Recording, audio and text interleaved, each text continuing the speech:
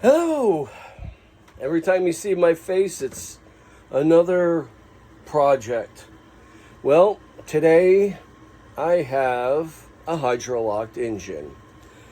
So a couple weeks ago, I was running an MEA 2000 into the helm, and I had to take the sidewall off in my cabin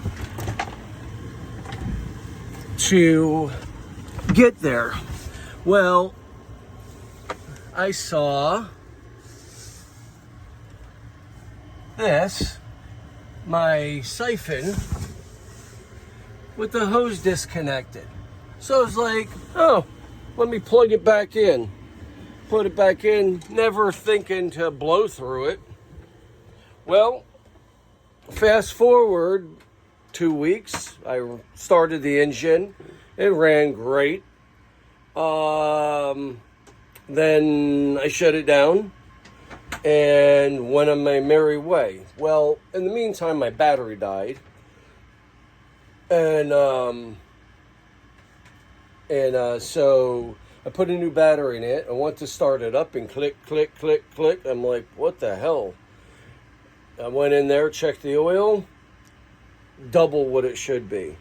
I got my little siphon thing out there and siphoned a gallon of oil and a gallon of water. So now I am taking the injectors apart, or out, I should say, and hand cranking it so that I can get all the water out and hopefully, have to do a couple oil changes and be done with it. Let me just get the rest of this out. All right, I got all 4 injectors out. I had to take off the valve cover to get to that last one. I just could not get it out. You could see water comes down and drips on there, so it made it a little tougher. So I got this.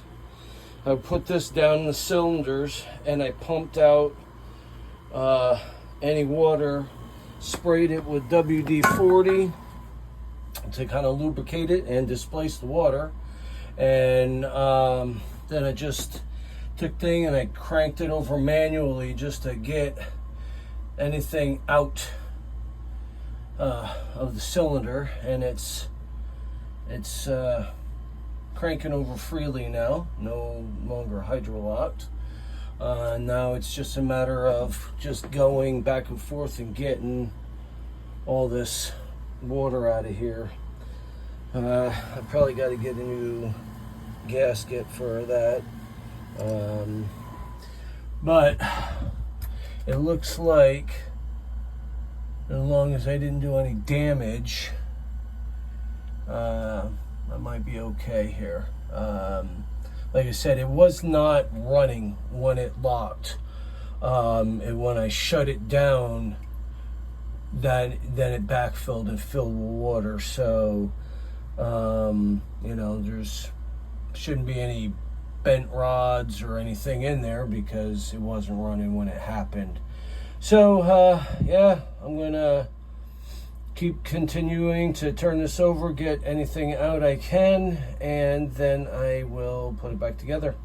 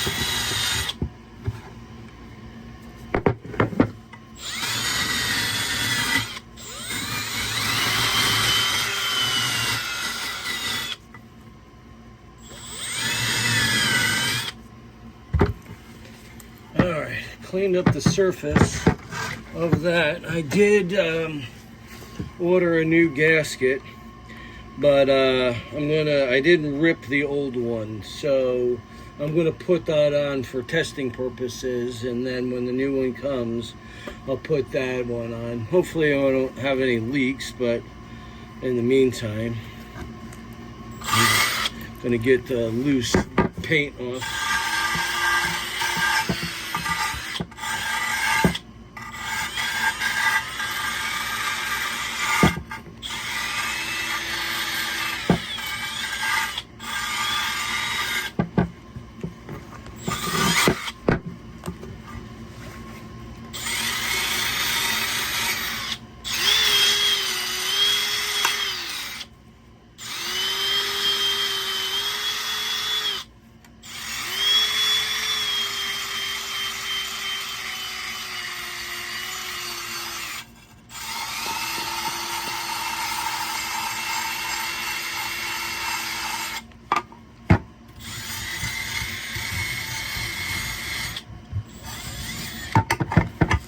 And this old paint is just flaking off, and get the loose stuff now, and then it doesn't fall in as I'm putting it on. When the new gasket comes, I'll do a good job of doing it, and I'll paint it. But for now, we'll get any loose shit off of there.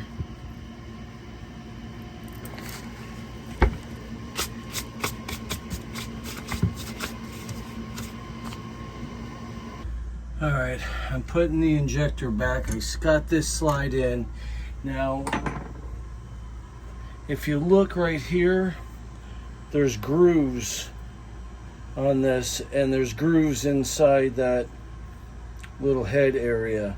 So you got to kind of line it up there and get it in. And then you have these little clips. There's a flat spot in here, so you got to line it up and get it over those studs. And I'm going to need 2 hands for this. All right, the first one's in there. So you got your return hose right here. You're going to make sure it's on the nipple. Now, you're probably going to have to do a little bleeding here. So don't crank these down. Just kind of leave them there. And then when we pump it, you'll see fuel bubbles coming out of there. So now I just got to do the rest of them here. Okay, I got them all in, and I spared you all the cussing. This one was a nightmare. It would not align squarely and get that nut on, but after a half hour I finally got it. I got all the bracketry back on. Now I got a new oil filter on down there. I have to go get some new oil. I only got like a quart left in that thing. So yeah, I'm gonna run to the store.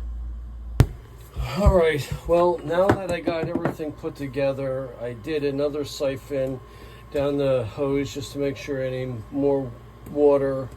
Now I got a vacuum pump. I do refrigeration, so this is you weld that onto a compressor, so you got a fitting that almost fits down the dipstick hole. A little bit of air gap there, so I'm going to try to tape some up there, because any bit of water that's in that block is going to destroy these bearings.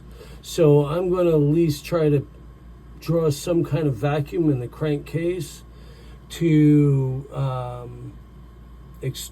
to get any of that water to evaporate. So I'm just going to put some tape around it here and see if I can get a vacuum about it. As you can see, I'm getting about -11 vacuum in there. So I'd like it a little bit better, but I'll take what I can get. You know, the more vacuum I can get, the better chance of getting any moisture out of there I can have. Well, I got a little bit of vacuum on it, as much as I can get. It keeps it's in the green, and it keeps going about to 10. So any moisture I can remove doing this, the better. Well, it's staying right about -5 psi. It took me a couple tries to keep it going good with, I'm using electrical tape so you get a better, tighter seal on it. But listen, if it doesn't, if this doesn't help, then nothing will, because I have done everything to remove every drop of water, and I've seen people stop at the step that I did and not do this. So I'm going above and beyond. So I'm hoping that it's good to go. I did turn it over by hand a little bit. So moving the crank bearings a little bit so that there's fresh area for that to suck. I just want to get every little drop of water out of here as I can. And we're still holding strong about -5 psi. So I think I'm getting a pretty good clearing of this. So I was going to try to use this gasket again for the valve cover, but it's sealed. It didn't work, but I can't get it to stick in this channel. I did. You saw in the video, I cleaned all this channel out, but I ordered a new gasket. It'll be here in a couple days. If you're going to do it, might as well do it right. Okay, the new valve cover gasket showed up here, so I'm going to get it stuck on there and see if we can't get this thing started up today. Alright, I got the gasket in, got the oil in, and we are running. A little bit of black smoke, but that's smoothing out, but I think we got it for now.